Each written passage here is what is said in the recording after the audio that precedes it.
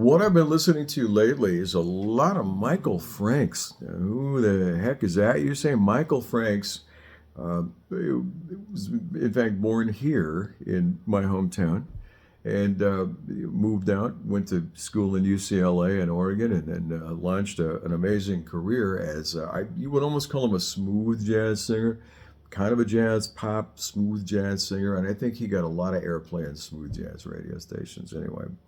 Why am I listening to this guy? I mean, first of all, he writes great melodies, lots of them, a lot of albums, and the saxophone player on the albums was Michael Brecker.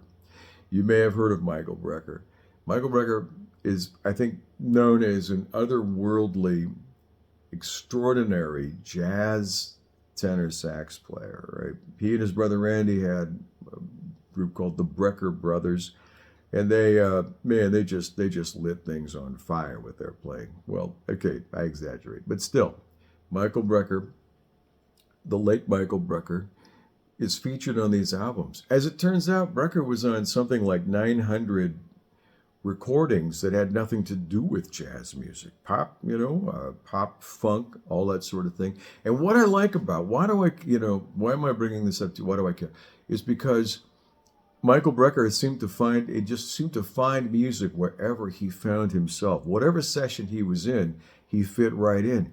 He didn't just, well, I'm a jazz saxophone player. I don't play that sort of thing. No, he was great. He played whatever. And what convinced me to take saxophone seriously was his solo on a Paul Simon record called Still Crazy After All These Years. That's Michael Brecker on a solo. And it caught my ear. And I started working my horn. I didn't know a horn could do that. I mean, I played in surf rock bands and that sort of thing. And, the horn in that context has a specific sound. I had no idea how beautiful saxophone could sound until I heard that. And I said, oh my God, I got to do that. I want that in my life. So anyway, that's what I'm listening to.